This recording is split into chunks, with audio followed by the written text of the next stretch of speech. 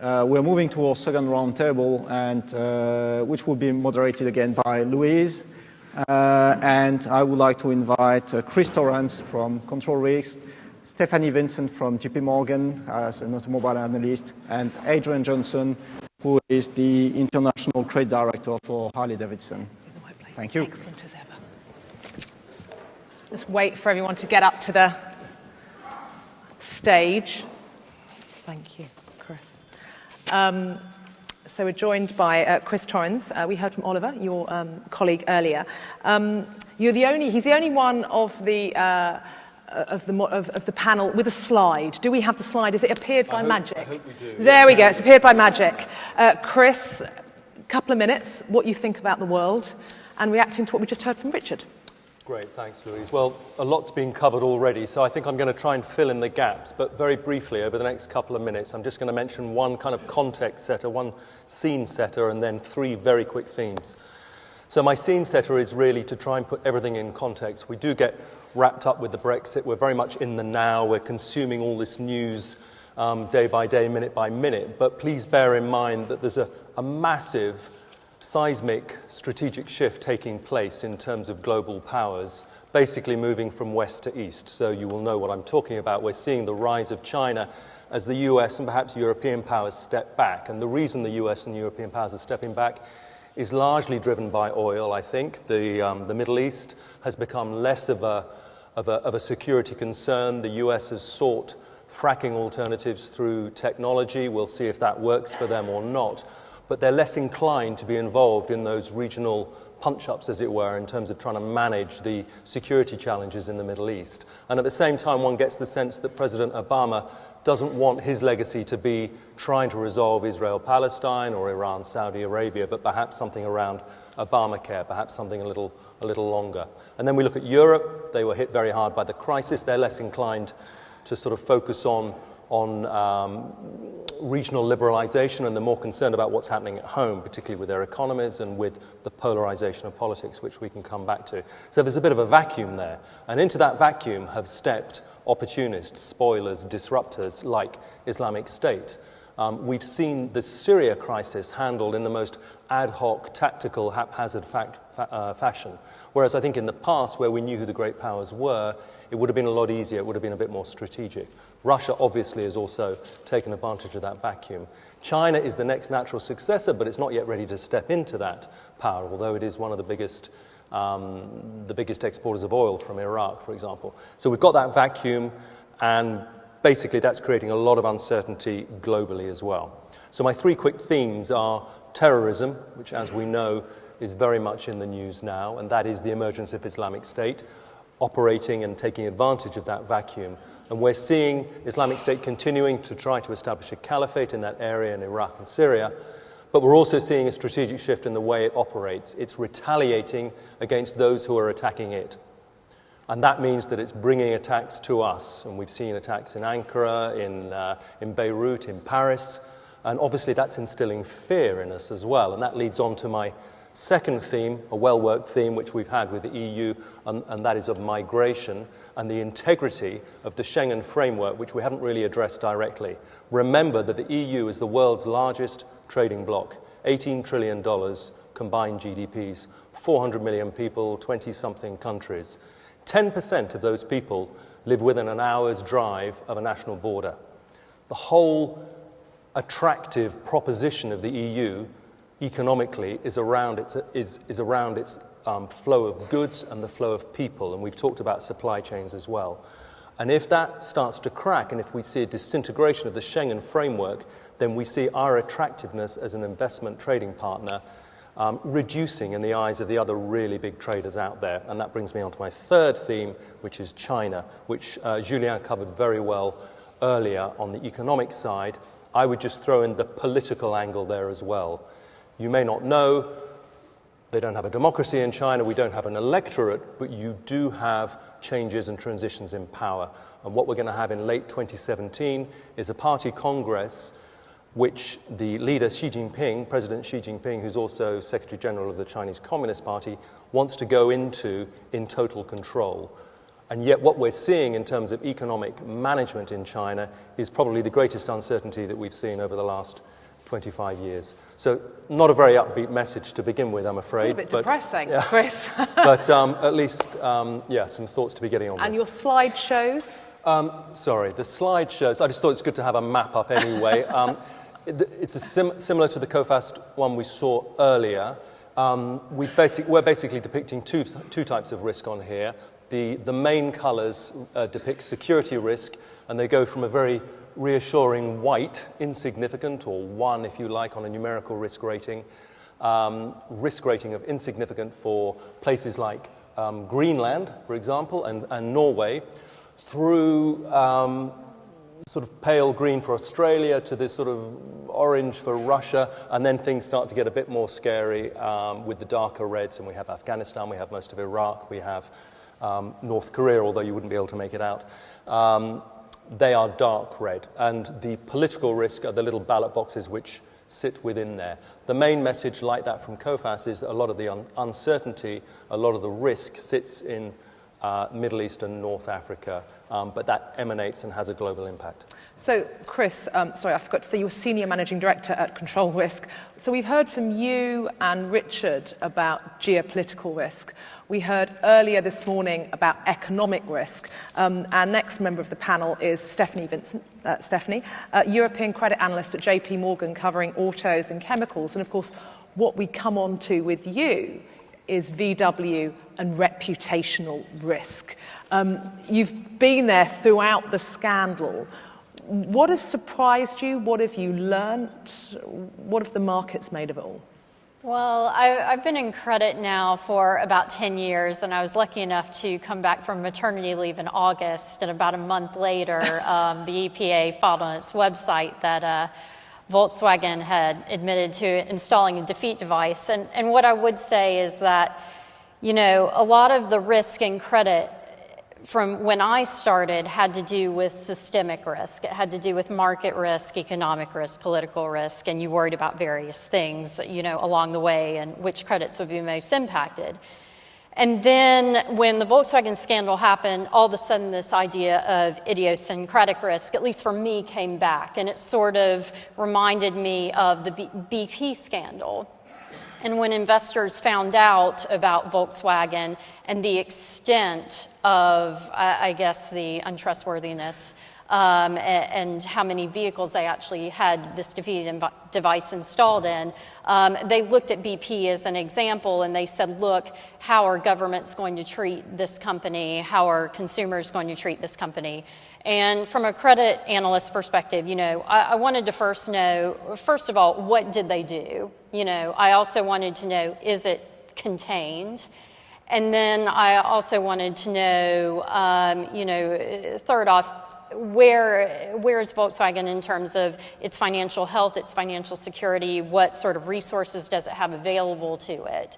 And as that sort of all came together, you know, you have this overlapping, you know, taint on the company, I guess, going back to your point about reputation, and you get a lot of questions from investors about how, you know, they should treat Volkswagen going forward, because they understand that it's a very healthy company from a financial perspective. As we went through from September on to today, we've seen that the sales results of Volkswagen have been impacted, but not to as high of an extent as we would have otherwise expected. And the governments pretty much, other than the US, but particularly in Europe, have been playing ball with Volkswagen, wanting them to recall the vehicles. And it seems like the financial fallout from that scandal isn't as big as what some analysts might have thought. But there still remains, you know, after you go through a scandal like that, that perhaps Volkswagen credit spreads may never trade. You know, we look at it from a credit default swaps perspective, and from an issuance perspective, those spreads may never trade as tight as, let's say, BMW or So we've seen the share price fall, but what you're saying is people lending VW money via the credit markets are also quite seriously impacted, possibly forever. For the foreseeable future, because the management structure did change, but not so much. Analysts, when you're looking at it from a rating agency's perspective as well, you'll look at the management structure and the outside influence and who has the control and who's the ultimate decision maker. And in a lot of those cases, at least from the rating agency's perspective, their view of Volkswagen's management structure and oversight has been changed. And that does actually have an impact to the credit rating, which will impact the credit spreads. And clearly the US government has treated VW differently than European government. Did you know that was likely beforehand, for example? Not necessarily. It was an area that I had a lot of expertise in before. The way the laws are written are different in the States when it comes to, one, how diesels are treated, in terms of emissions, particularly NOx emissions. And so also, what's that? Nitrous oxide, Nitrous oxide. Little particulates that can affect breathing and, living in cities and things like that. And so their laws were a lot stricter for diesels. So that's part of the reason why Volkswagen, I'm not saying they had to, but decided to put in a defeat device in their US vehicles. I know they were also in Europe, but the way that the US law looks at defeat devices is quite different. So yeah, when you're looking at that risk from credit analyst perspective, you have to decide where the costs are coming from and who is Volkswagen going to have to pay more than another jurisdiction, I guess. And so right now, the thought is that really it's America that will cost and Europe we don't need to worry about. Well, Europe has a lot of recall costs, but in terms of penalties, I think it is a risk. It's a tail risk because that remains to be seen. I mean, right now, the only public documents that I've seen are with the European Commission. And they are still asking for the member states to contribute their view about what Volkswagen or any other manufacturer that commits this kind of, I can't think of the word now, but commits this kind of act has to pay. And it's spread out to the industry because we've now got Mitsubishi as well. And Right. Is it Suzuki as well? It's not defeat devices, though. I think it's more on the testing regime. But I think at the end of the day, the sort of outcome is the same. It seems like that the manufacturers, it's sort of a well-known secret that the manufacturers' vehicles don't necessarily always do what they say on the tin in terms of real-world performance versus testing performance. And the European Commission and all the relevant transportation authorities are trying to decide, okay, where do we go? Because we don't want to necessarily impact jobs and have a negative impact on the economy. At the same time, we want to be telling the truth to consumers. And, the real-world driving cycle and other tests like that are an attempt to get vehicles to that real-world standard. The testing conditions will be a real-world standard, but it's making that path to real-world performance, as economically feasible and as possible that I think we're still trying to navigate, and they're still trying to get input from all of the relevant experts in the field. Stephanie, I'm sure there'll be lots of questions on the VW case study as it's absolutely riveting. Adrian Johnson next, International Credit Director from Harley-Davidson. We've heard from the analysts, geopolitically. We've heard from a particular VW case study. Harley-Davidson operates throughout the globe. What's keeping you awake at night? What are you seeing and what makes you worried? Everything. I think, That's why you're the International Credit Director, I guess. yeah, sleep is optional. I think a lot of the government actions are the things which cause the big problems, the unexpected, the unknown. So, for example, we had a shipment going into Algeria. It gets to the docks and they decide they've changed the law and you have to have a crash helmet in the box with the bike. So you say, can we put a crash helmet in? No, you can't do that. So can we send it in any other way? No. So they just sat there for months, just waiting, and eventually we had to pull them back out to the US. So you get that. We just opened our second dealership in Egypt. Within a matter of days, they changed the law on importation of bikes. So you can't import a bike into Egypt unless you've already got an end customer. So the dealership can sell bikes, but it can't bring into the country a display bike or a demonstration bike. So those sort of things are, to put it mildly, irritating, and you kind of look at the world and you think, what's tomorrow? And the French changed all the regulations on how you, what you have to put on your protective clothing, and that ties up with a European directive. So the government interactions are constantly there, and you wonder which country is next. And it seems that often it's sort of tied up with other issues in the country, which I guess ties into this sort of discussion. But just a quick comment on the VW scandal. I have to say that in the Oxford office, when VW came out, our first question, we haven't done that, have we? And we got the answer, no, we haven't. It scares you. Let's hope. Yes, exactly. I thought it'd be quite interesting. We've heard quite a sort of downbeat view of the world at the moment, and you guys look at these risks all the time. So again, it's time for another audience survey. So you get to put your hand up.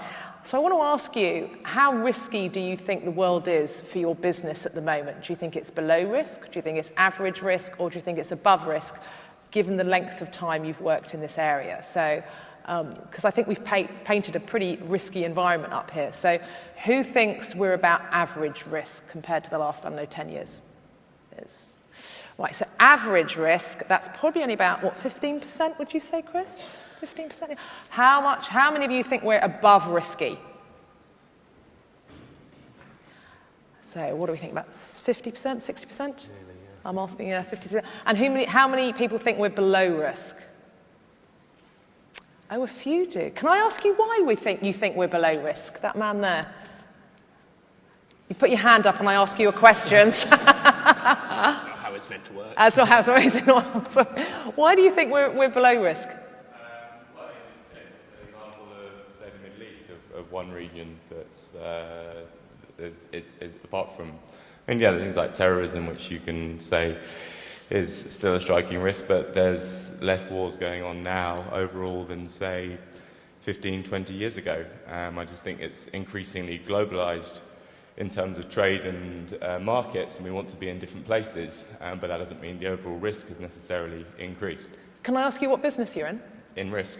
Okay, no, really? Yeah. No, I mean, what sort of company you work for? Risk as geopolitical risk. Okay. Yeah. Chris, you wanted to say something? No, I think that's a very fair point, and maybe you're in the same game as we are. We're paid to have a bit of a negative and cynical mindset, so we're obviously often looking for the downside. But one of the risks, perhaps, is that we lose perspective.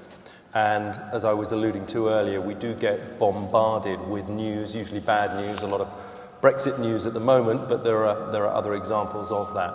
On a daily basis, it's pretty relentless. But there are good news stories out there. We've heard Iran. Iran is probably one of the world's last large unexplored markets from a consumer perspective. 80 million pretty well-educated people, a young demographic, fantastic history, really, really open to external contact, and yet they've been shut out essentially of the global economy for almost 40 years. That's a really big success story. We have Cuba, which was also mentioned, obviously a much smaller success story, but both testament to US diplomacy, actually.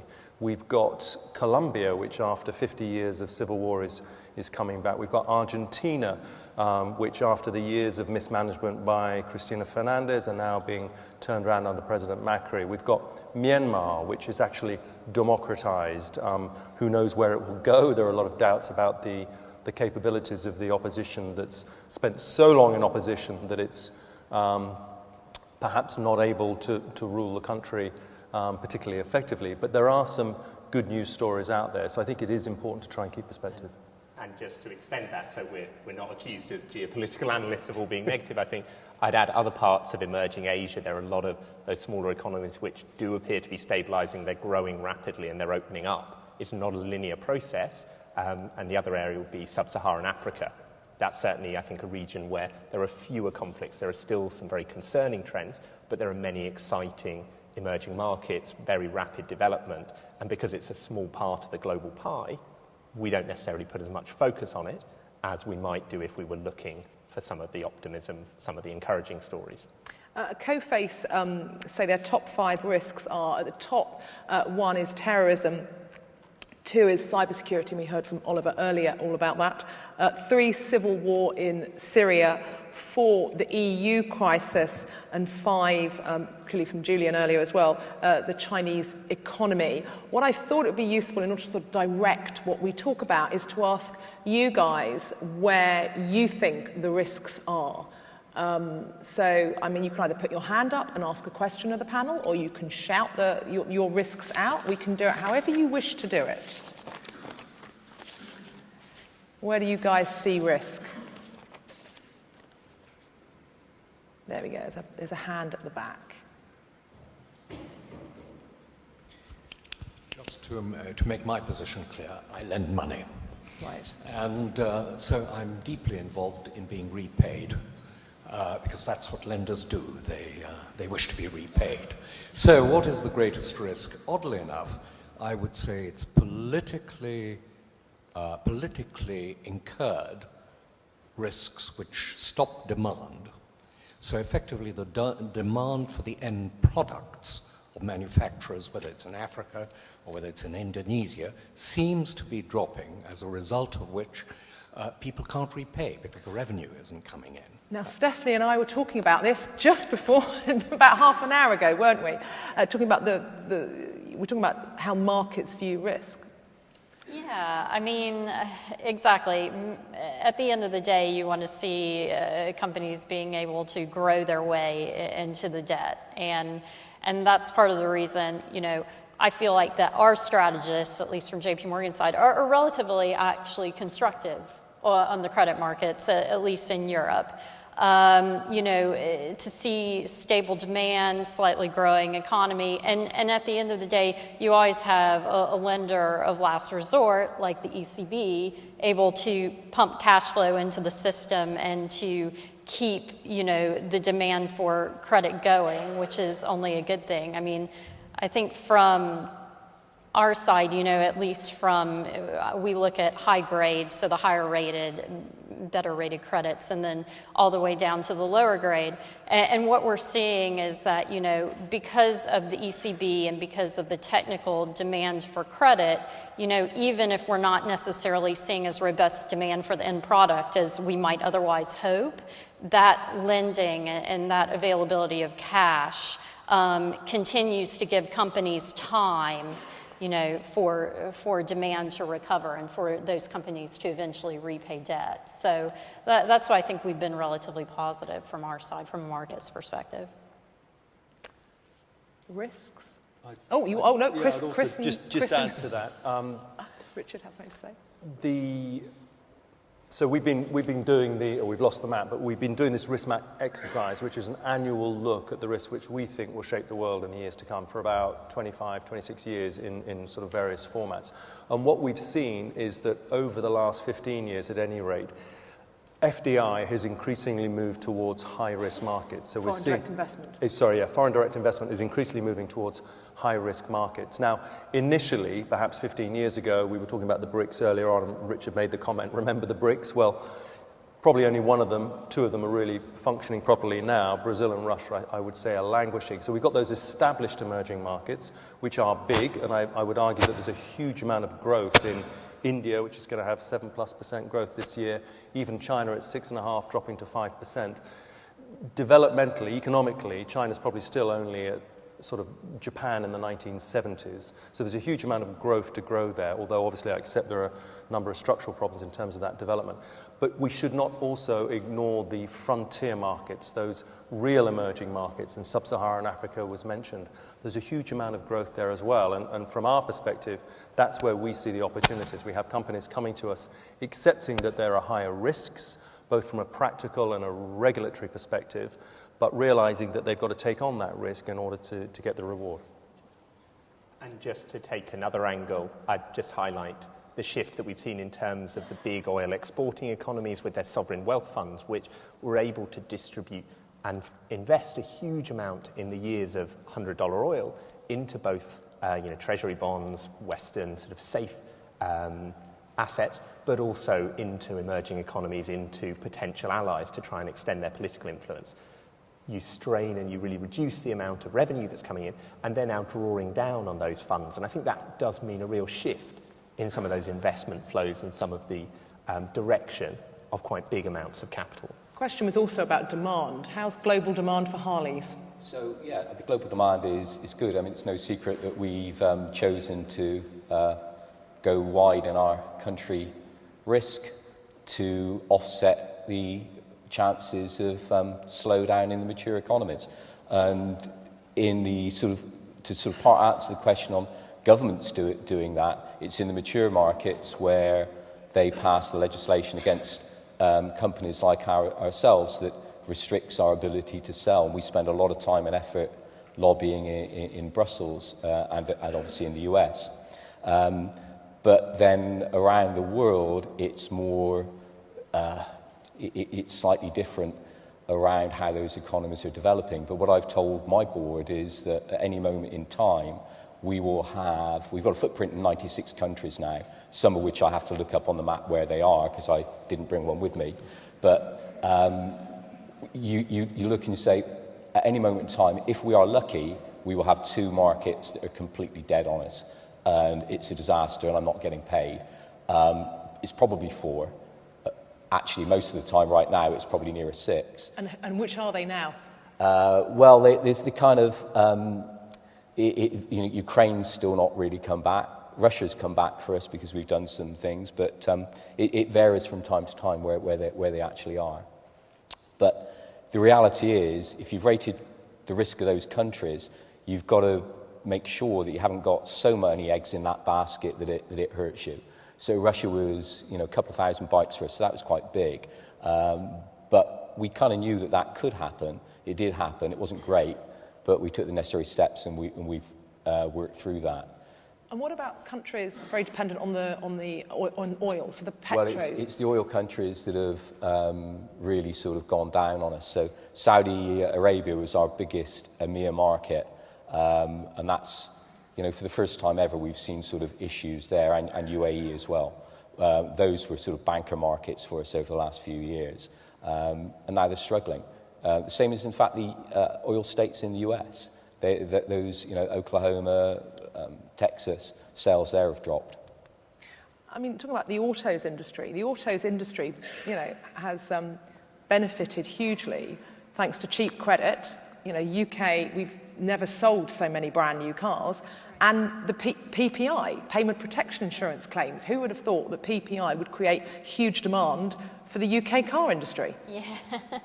Yeah, I mean, I think, and that's one of the risks. That's an upside risk, not a downside risk. I mean, one of the things actually we recently did a call about, it actually wasn't in regards to the UK, it was in regards to the US, is subprime. And there's been a lot of investors, particularly after watching the movie The Big Short, that want to find that next area of real weakness where, credit is very cheap and maybe somehow you can find a way to make a lot of money.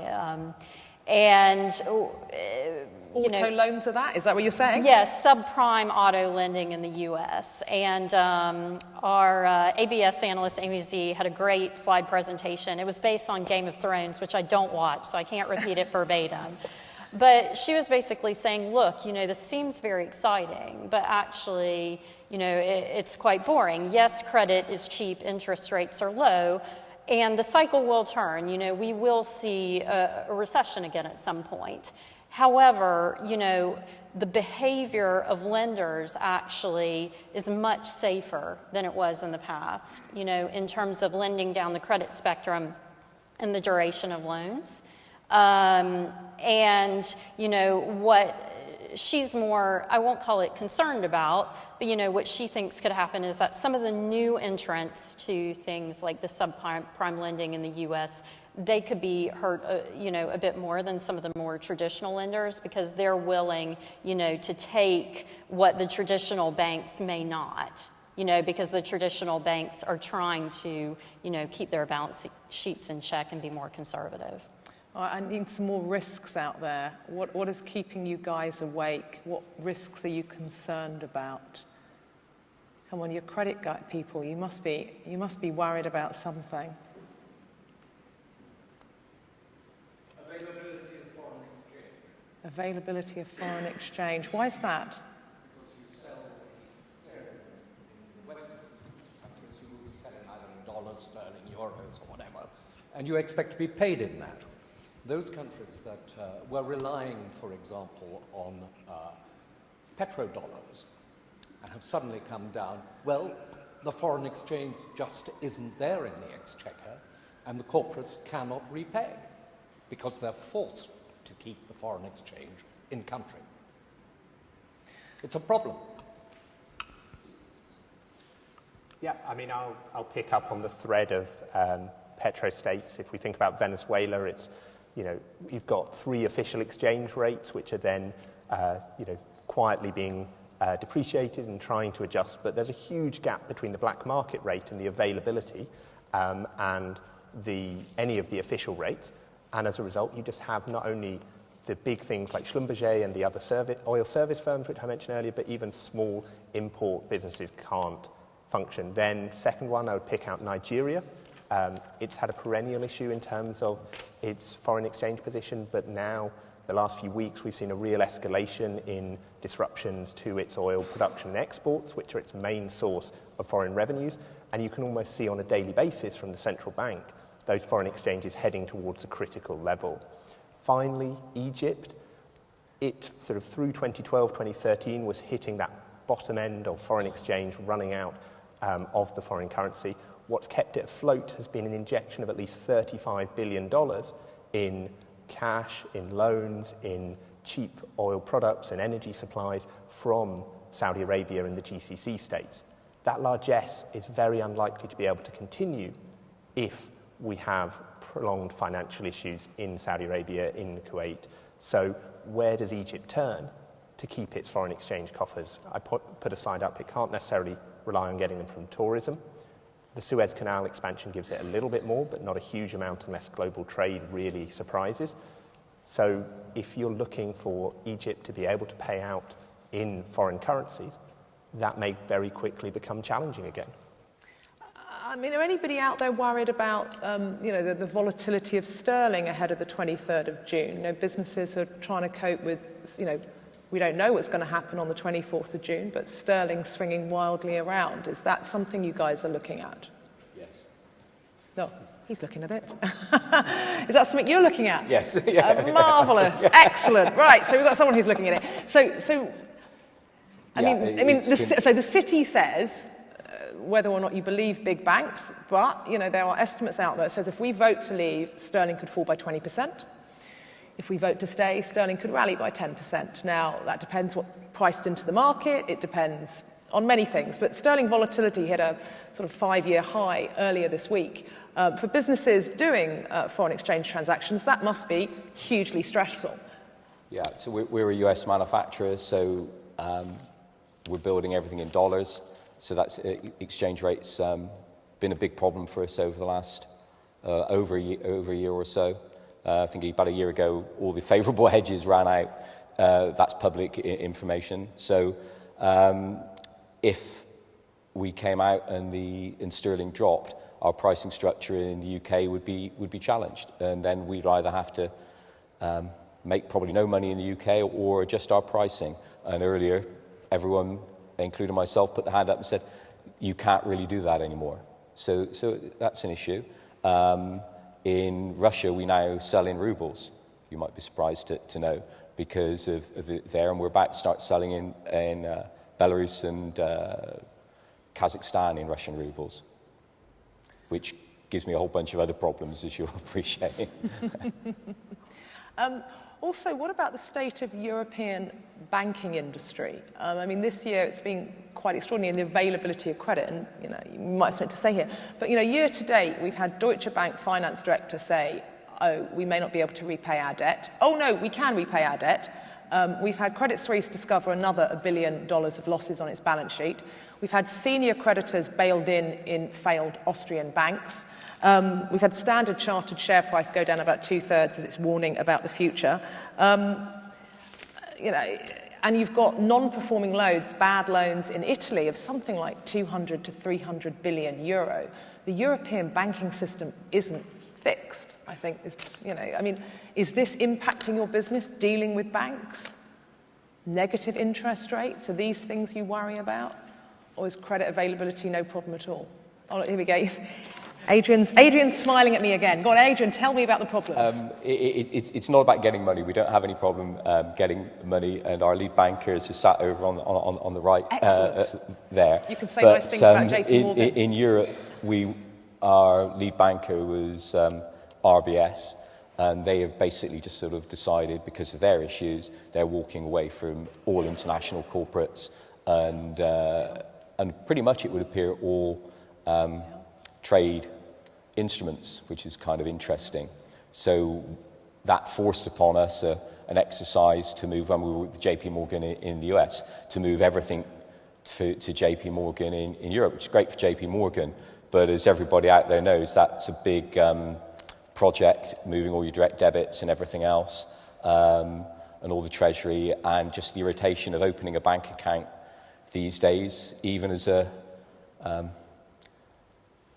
PLC-style company that already deals with them, you still have to do all your customer checks with the European entity. So it was a really painful process, and I'm sure lots of other people have experienced that moving banks. And are you being charged to deposit euros or, for example, Swiss banks? Are you feeling negative interest rates yet? So cash you have on deposit? I don't do treasury, so I'm not going to answer that question. So it's not a risk? Yeah, not for me. Not for you. Any other risks out there? What are you guys worried about?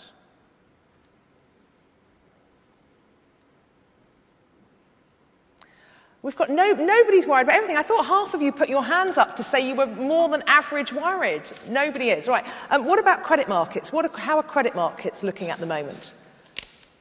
What are they worried about apart from oil and gas? Well, oil and gas, especially for high-yield U.S. companies, fine is a big risk. Again, I'm a bit sector-specific, but in European general, corporates, we see a lot of emails about Brexit, about slowdown in the Chinese economy, about risk in Latin America. You can pick your poison, I guess. But in terms of the state of the credit markets as we see it, at least over the next 6 months, I know that's not too far in advance, but that's typically where we look from a strategy perspective about when we think investors should be investing money again. Again, we're pretty sanguine, we're pretty positive, especially in investment grade. About returns, and our strategists are recommending what I would consider, mid to slightly risky type trades. They're not telling you to go into bunds or into treasuries. They're telling you to invest in hybrid securities and BB credits, which are the safer part of the non-investment grade spectrum, but they're still non-investment grade, which makes me think that, at least from a credit cycle perspective and where we stand in Europe, we're probably, mid-cycle.